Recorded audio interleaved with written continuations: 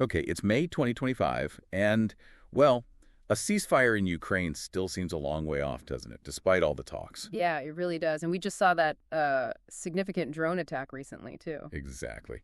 So today we're doing a deep dive into a pretty big response to all this. Yeah, The new sanctions package, coordinated this time from the EU and the UK against Russia. right. We've got some good sources lined up that really detail these latest measures. Well- We'll look at what exactly they're targeting, the timing, the why behind it all. And what they hope it achieves, I suppose. Mhm. And maybe what it won't achieve. Precisely. We've got the recent timeline, official statements from Brussels and London, some analysis. Okay, so for you listening, our goal, as always, is to give you a clear, quick, but thorough understanding.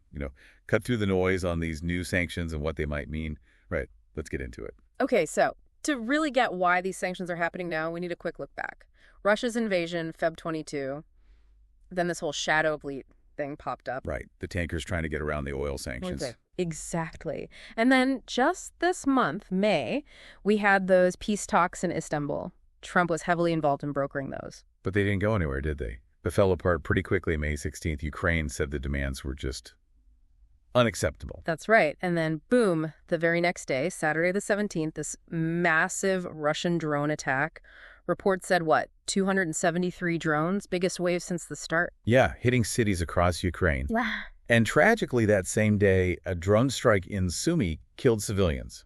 That seems to have been a major trigger, wouldn't you say, for the EU and UK? It definitely looks that way. It really seems to have pushed them into this coordinated action. What's interesting, though, is the U.S. angle, or maybe the lack of a direct U.S. angle in the specific sanctions round. Yeah, that's a key point. Trump had proposed a ceasefire, right? He spoke with Putin on the Monday, May 19th. Said Russia and Ukraine would immediately start negotiations. That was the quote. Right, and he even hinted the U.S. might not join these new sanctions, saying talks were the priority, which is, well, a pretty stark contrast to what we heard from Europe. Germany, France. Their foreign ministers basically said, look, Russia isn't serious about a ceasefire.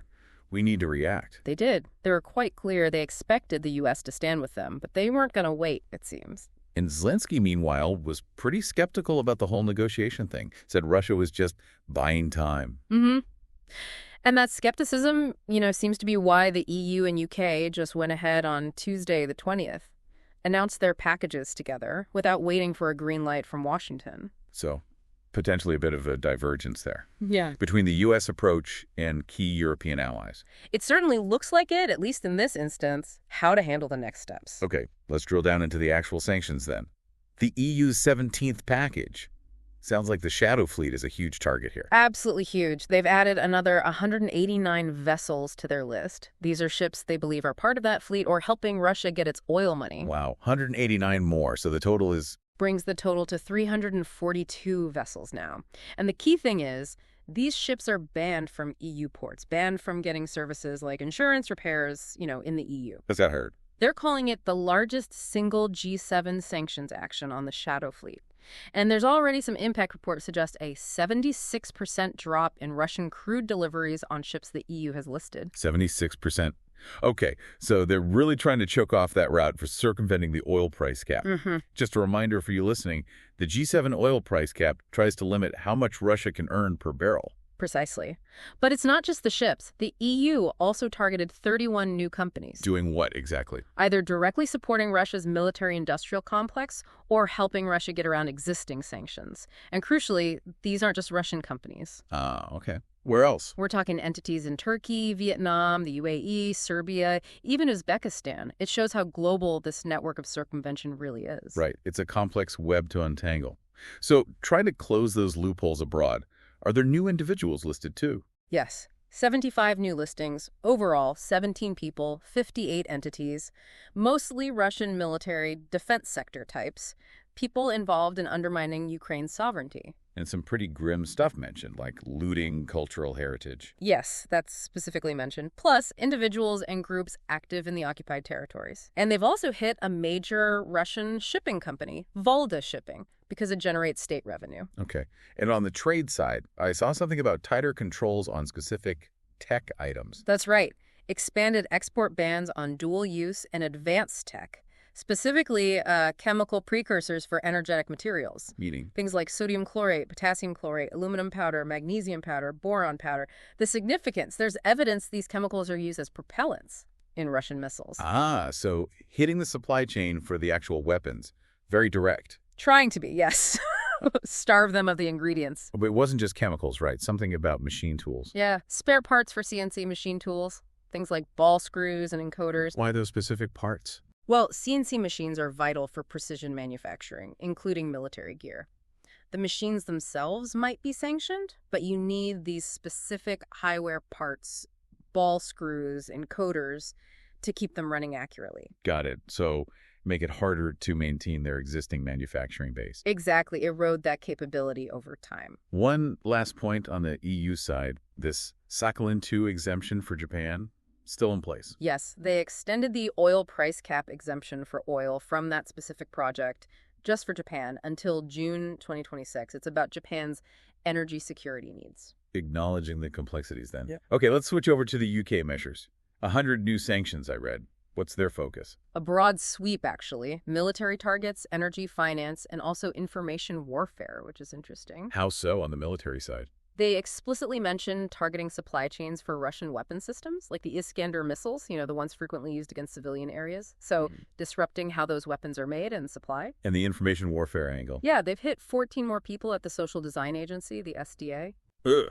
Ah, the Kremlin-linked group known for disinformation campaigns. That's the one. They say they're now targeting basically all levels of the organization, trying to really dismantle its operations. Financial sector seems big for the UK, too. Definitely. 46 financial institutions, they say, are helping Russia evade sanctions, plus the St. Petersburg currency exchange, and, interestingly, the Russian Deposit Insurance Agency. The Deposit Insurance Agency. Why them? Well, typically they handle bank deposit insurance, right? Sanctioning them suggests they might be being used for, let's say, less conventional financial flows, helping move money around outside the normal restricted channels. Okay, another way to try and isolate Russia financially. That's the goal. Cut off the money flows supporting the war. And like the EU, the UK is also hitting the shadow fleet. Yep. Another 18 ships added to their list. Plus, crucially, they've sanctioned some individuals involved.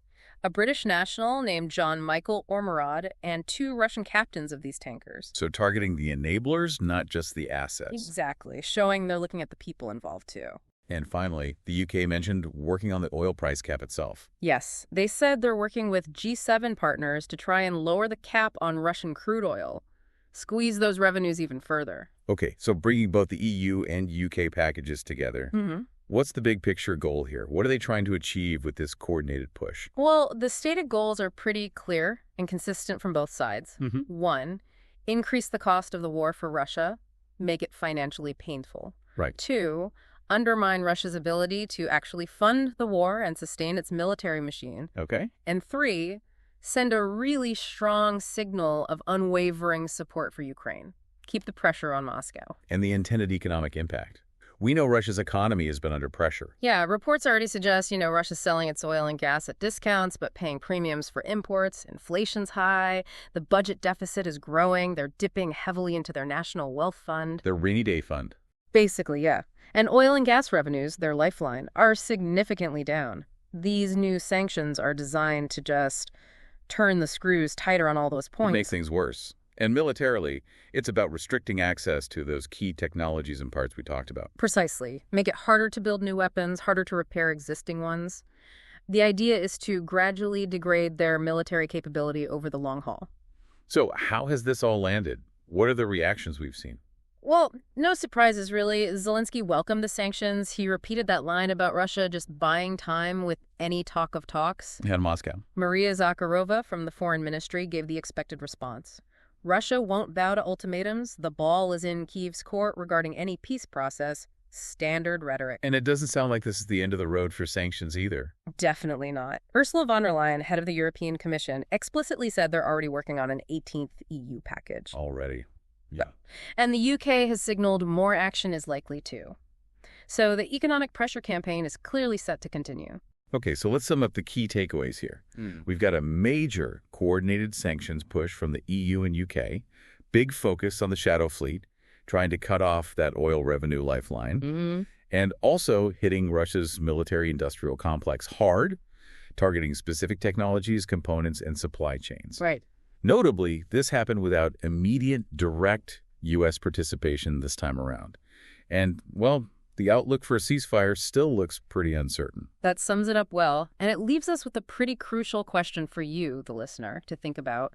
What's the actual effectiveness, the real-world punch of these sanctions when, at least for now, the U.S. isn't directly part of the specific package? Yeah, doesn't work as well without everyone perfectly aligned. Exactly. And what are the longer-term ripple effects? For Russia, obviously for Ukraine, but also for international relations. Is this kind of economic pressure, even coordinated like this, enough to really force a change in Moscow? Or will something else be needed to finally bring about a genuine end to the fighting? Lots to think about there. Certainly a very complex picture, and one we need to keep analyzing. Thanks for joining us for this deep dive.